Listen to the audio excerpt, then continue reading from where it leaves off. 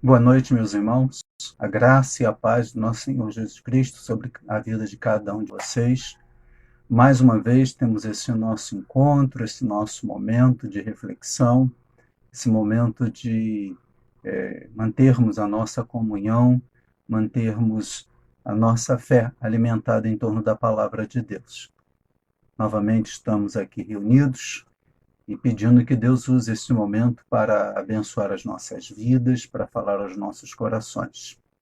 Nós vamos, como sempre fazemos, vamos começar orando, vamos interceder, vamos continuar intercedendo pela vida de saúde do pastor Sócrates. Os médicos estão fazendo agora outros tratamentos, estão usando outros medicamentos. Há uma pequena melhora, mas ainda é preocupante o quadro de saúde dele. Então vamos orar pelo pastor Sócrates, vamos orar por tantos outros enfermos, né, que não chega ao meu conhecimento e talvez tantos familiares, tantas pessoas, né, necessitando deste momento da visitação de Deus. Então vamos começar esse nosso encontro, vamos começar esse nosso momento colocando a saúde do pastor Sócrates e pedindo que Deus esteja abençoando, que Deus esteja visitando a cada enfermo. Se você tiver na sua família ou se tiver conhecidos que estejam passando por momentos de dificuldade na saúde, aproveite esse momento para orar. Então vamos orar para nós começarmos esse momento. Senhor Deus, nosso bondoso Pai, muito obrigado, Senhor, porque podemos falar contigo. Muito obrigado porque mais uma vez podemos nos reunir em torno da tua palavra. Obrigado pela tua misericórdia, pela tua provisão, pelo teu amor, pela tua bondade. E o Senhor tem nos sustentado em todo esse tempo. Continuamos pedindo, Senhor Deus, pela saúde, pela vida do pastor Sócrates, pedindo que o Senhor esteja ali abençoando, usando os médicos, abençoando os medicamentos, dando resistência ao corpo do teu filho, para que ele possa superar esse momento e, juntamente com ele e toda a sua família, Pai, glorificarem o teu nome por mais esta vitória e com certeza o Senhor estará dando. Pedimos também por tantos enfermos da nossa igreja, os familiares das pessoas que estão ao alcance de nossa voz, estão participando desse momento também conosco, e aqueles que talvez durante a semana ouçam esta palavra. Visita, Senhor Deus, a cada um que precisa do teu cuidado, precisa, Pai, do restabelecimento da sua saúde. Mais uma vez nós te pedimos, use esse momento para trazer edificação e aplica a tua palavra aos nossos corações. Em nome de Jesus que nós oramos agradecidos. Amém. Antes de ler o texto de hoje, né, estamos aí na terça-feira daquela semana chamada Santa, acompanhando, né, alguns caminhos ou alguns episódios daquela última semana de Jesus.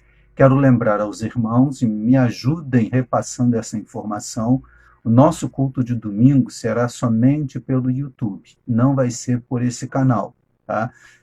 Lá nós temos mais recursos, a qualidade de som, a qualidade da imagem, aquela possibilidade, né, dos nossos irmãos que, como aconteceu no domingo passado, poesia, participação musical, as comunicações da igreja com aquela arte gráfica que ficou muito bonita. Então, nos ajudem divulgando de que no domingo sempre será pelo YouTube, não aqui pelo Instagram. Então, os irmãos passem adiante essa informação, multipliquem isso, convidem as pessoas também, se você ainda também não fez, faça. Tá? Não apenas a assistirem no YouTube, mas se inscreverem lá.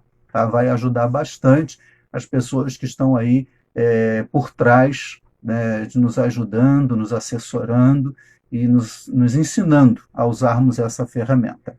Pois bem, hoje nós chegamos na leitura, vamos continuar no livro de Marcos, e vamos ler a partir do verso de número 20. Eu quero fazer alguns destaques, mas depois nós vamos parar somente no verso de número 28. Marcos, capítulo 11, a partir do verso 20. Que aí eu quero situar os irmãos, né, nós acompanharmos numa cronologia de tempo, para os irmãos poderem se situar. Né? Já vimos o domingo, chamado de Ramos, quando Jesus entra em Jerusalém e é aclamado, cumprindo a profecia de Zacarias, ele entra montado num burro, num jumento. Vimos na segunda-feira Jesus já ali no seu primeiro impacto, né, no seu primeiro confronto né, com as pessoas que estavam no templo, e aí chegamos agora na terça-feira. Por que sabemos que chegamos na terça-feira? O verso de número 20 diz: passando eles pela manhã, viram que a figueira tinha secado desde as raízes. Que figueira é essa? Aqui no dia anterior, Jesus havia condenado pelo fato de não estar dando frutos. Lembra? E se você voltar no verso 19, está lá escrito: caindo a tarde, saíram da cidade, ou seja, saíram de Jerusalém. Agora, de manhã, voltam para Jerusalém. E quando estão voltando para Jerusalém, os discípulos comprovam que a figueira estava totalmente seca, ela havia murchado completamente. No verso de número 20, né, avançando, vimos aí esse momento, lá no verso de número 27, reforça isso. Outra vez chegaram a Jerusalém e, andando ele pelo templo, os principais sacerdotes, os escribas e os anciãos se aproximaram.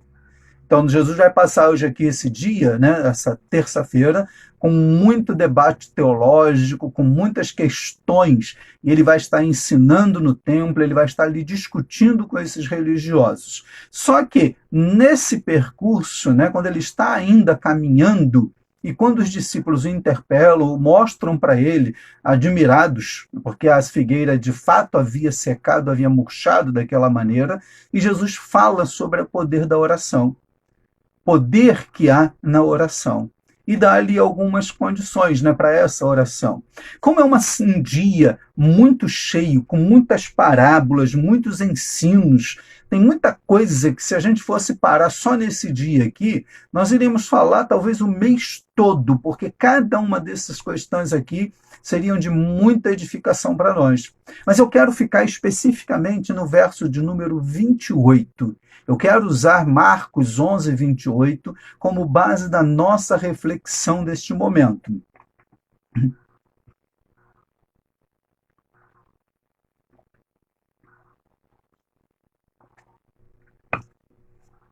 Marcos 11, 28 diz: e lhe perguntaram: com que autoridade fazes estas coisas? E quem te deu tal autoridade para fazer isso?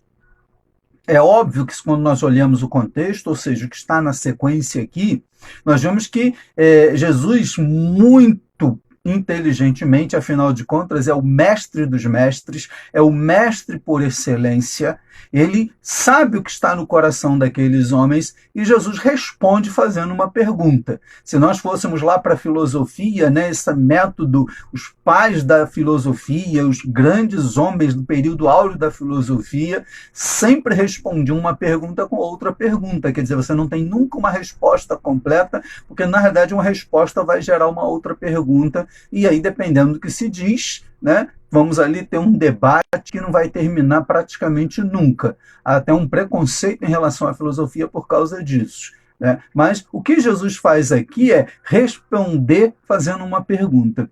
E eles sabem que, dependendo do que eles falarem, eles vão ficar mal na resposta. Então, eles não vão conseguir. Se eles falam que Jesus ensina vindo dos céus, opa, então ele tem autoridade, ele de fato é o Filho de Deus. Então nós, religiosos, estamos reconhecendo que Jesus é o Filho de Deus. Se nós falamos que ele faz autoridade pelos homens, nós também estamos nos colocando numa situação difícil. E aí Jesus não fica nem esperando, ele segue. Mas essa pergunta, com que autoridade, é o que inclusive vai nortear a nossa reflexão nesta noite. Com que autoridade? E nós vamos pensar um pouco nessa autoridade de Jesus. E aí nós estamos aqui na última semana do ministério terreno, então vamos lembrar algumas coisas que Jesus realizou, com a mesma autoridade de quem repreende o mar e o vento. O Senhor tem controle sobre os elementos da natureza. O texto de Mateus, né, capítulo 8, é um texto muito belo e eu gostaria de novamente lê-lo para vocês, quando Jesus está ali naquele barco, quando Jesus está ali e faz esse milagre. Mateus capítulo 8, verso 26 e 27, Jesus diz: por que temeis, homens de pouca fé? Então, levantando-se, repreendeu os ventos e o mar, e seguiu-se grande bonança. Aqueles homens se admiraram, dizendo: Quem é este homem que até os ventos e o mar lhe obedecem? É Jesus de Nazaré. É o Emanuel, o Deus conosco. É o Deus que se fez homem e tem toda a autoridade sobre os elementos da natureza. E se ele tem toda a autoridade sobre os elementos da natureza, ele está nessa noite também nos confrontando. Por que nós estamos duvidando do poder dele em cima dessa crise? Por que nós estamos duvidando do poder dele de suprir todas as nossas necessidades? Não é o mesmo Deus que no passado deu maná para o povo, e um povo desobediente, um povo de coração duro, um povo que era muito rebelde, mas Deus continuou ali os abençoando. Tudo bem, aquela geração não entrou na terra prometida, porque havia um limite para Deus na desobediência, na murmuração, mas o que eu quero destacar é esse Deus que lá no passado supriu, é o Deus que pode suprir sim as nossas necessidades, é o Deus que tem o poder sim sobre o mar, sobre o vento, sobre os elementos da natureza, e se ele quiser, ele tem controle também sobre esse vírus, ele tem controle e pode usar os homens da ciência para descobrirem um remédio, uma vacina, ou simplesmente esse vírus simplesmente desaparecer. Nós acreditamos na fé, nós colocamos a nossa, nós acreditamos no impossível, nós acreditamos naquilo que está além da percepção do homem. Nós estamos sintonizados e estamos esperando somente no Senhor, a nossa esperança. Durante todo esse tempo de transmissão, eu tenho falado isso para os irmãos, para os nossos amigos. A nossa esperança está no Senhor, não descartando o esforço humano, não descartando ou desfazendo da capacidade intelectual do homem na ciência, na medicina, em todas as áreas. Mas nós cremos que o Senhor é que vai usar essas pessoas e sim, em muito pouco tempo nós vamos glorificá-lo. Com que autoridade Jesus entrava no templo? Perguntaram. Com que autoridade Jesus fazia aquelas coisas? Com a sua autoridade de repreender o mar e o vento. E aqui eu posso fazer uma aplicação simbólica. Mar e vento vão simbolizar sim tormenta, tempestade, angústia, vai trazer medo. Eu nunca tive essa experiência e não sei se um dia eu vou tê-lo, de uma tempestade em alto mar. De uma tempestade daqueles dizem que o navio fica ali à deriva, batendo de uma onda para outra, balançando. E você olhar assim, não ter possibilidade de ancorar em algum lugar, de não ter como jogar a âncora e ela vai segurar o navio para ele suportar aquele momento. Mas Jesus tem autoridade sobre toda a turbulência que vem sobre as nossas vidas. Jesus tem autoridade, sim, sobre toda a turbulência que possa vir sobre a nossa cidade, sobre o nosso estado, sobre a nação. Ele pode, sim, se levantar e dizer: acalma-te, aquieta-te. E talvez até muitos de nós, que nos colocamos como pessoas de fé, ainda vamos dizer: quem é esse que com a sua palavra repreende o vento e repreende o mar? Com que autoridade, os líderes religiosos perguntaram, e aí nós poderíamos responder a eles: a autoridade de quem ressuscita os mortos. Vamos lembrar, Jesus lá estava realizando alguns milagres. O chefe da sinagoga está lá registrado em Mateus, no capítulo 9, a partir do verso 18. O chefe da sinagoga chega para Jesus: Senhor, minha filha acabou de falecer. Olha que coisa intensa, como é registrado isso em Mateus. Senhor, não vai lá em casa porque minha filha está muito doente. Senhor, vai lá em casa porque ainda dá tempo. Não, ele reconhece que está ali diante daquele que tem autoridade até sobre a morte. Senhor, minha filha acabou de falecer. E Jesus, quando está indo com aquele homem, claro, uma multidão seguia. Naquele caminho ali, a mulher com fluxo de sangue, quando Jesus chega na casa e Jesus cura aquela mulher, quando Jesus chega na casa e ele diz: a menina não está morta, ela só dorme. As pessoas riram, as pessoas zombaram, as pessoas escarneceram. E ele manda, e aí Mateus diz que as pessoas foram expulsas da casa. E aí você consegue usar a sua imaginação e ver aquela cena, o burburinho das pessoas, né, zombando.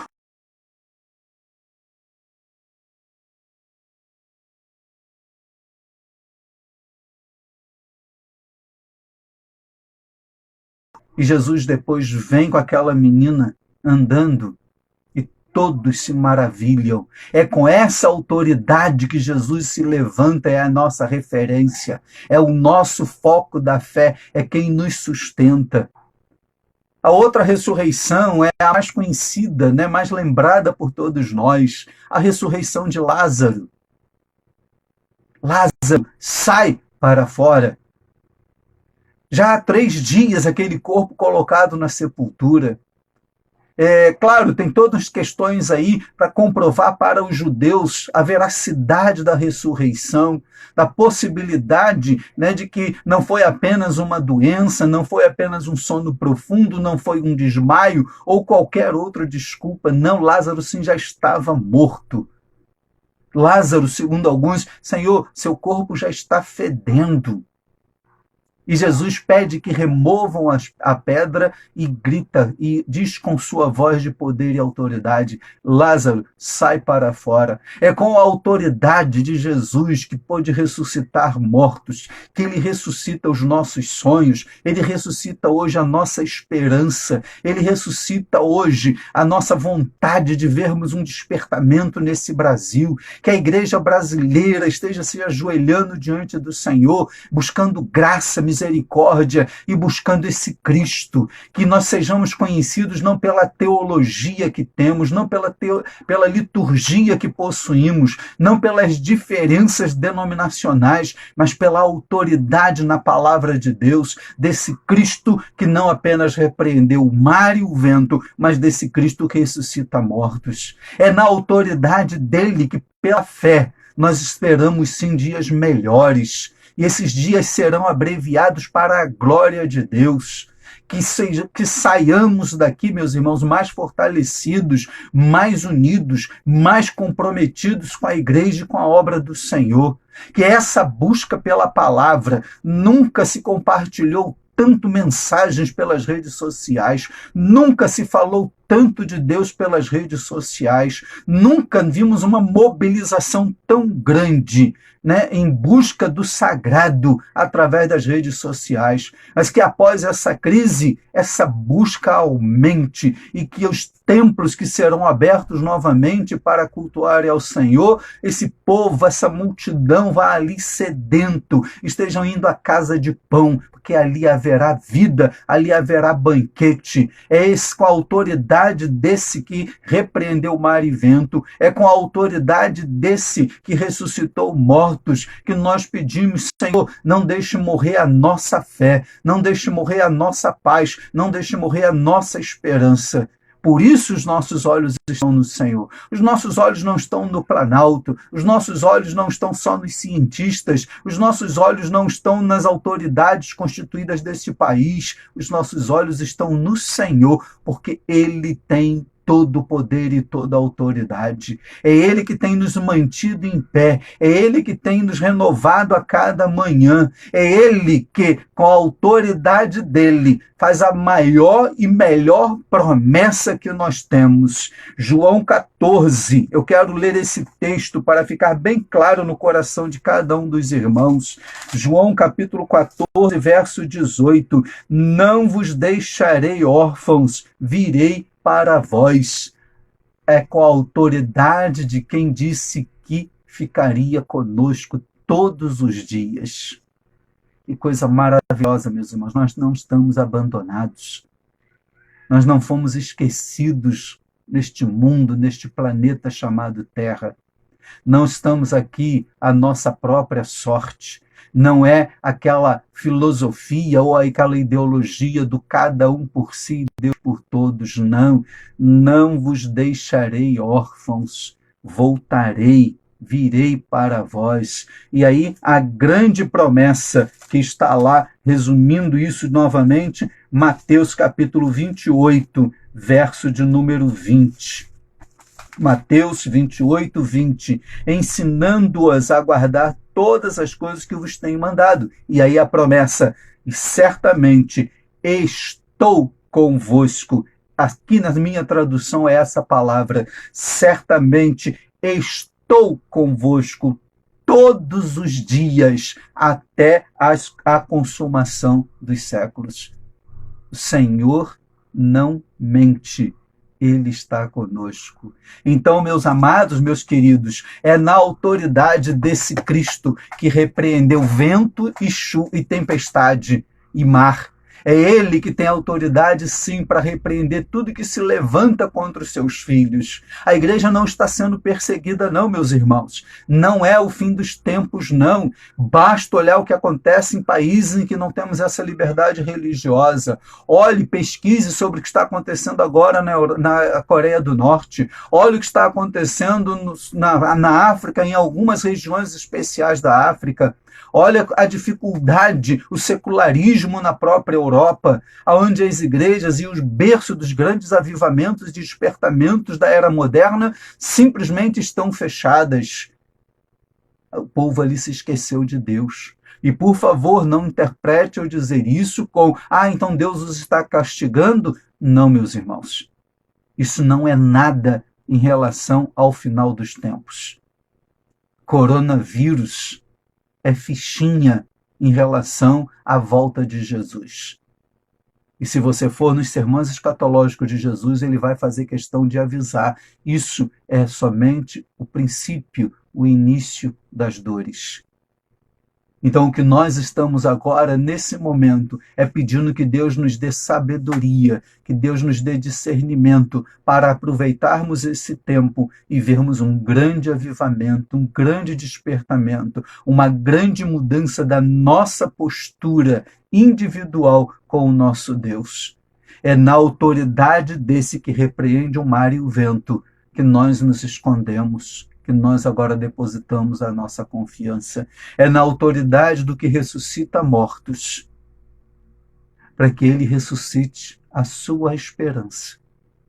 Se você está ficando desesperado, se você já está começando a ficar preocupado com a possibilidade de que essa quarentena, o comércio, talvez o desemprego e tantas outras possibilidades, afinal de contas, eu entendo você. São tantas notícias sombrias, são tantas notícias difíceis que fazem questão de apontar para isso, mas como chamado por Deus para exercer o ministério, eu tenho que trazer uma palavra de esperança. E a nossa esperança está no Senhor. Se Ele tem autoridade para ressuscitar mortos, Ele tem autoridade, sim, para ressuscitar a nossa fé, ressuscitar a nossa esperança, ressuscitar o nosso desejo de servir, ressuscitar a nossa capacidade de vivermos na dependência do Senhor, independente das circunstâncias.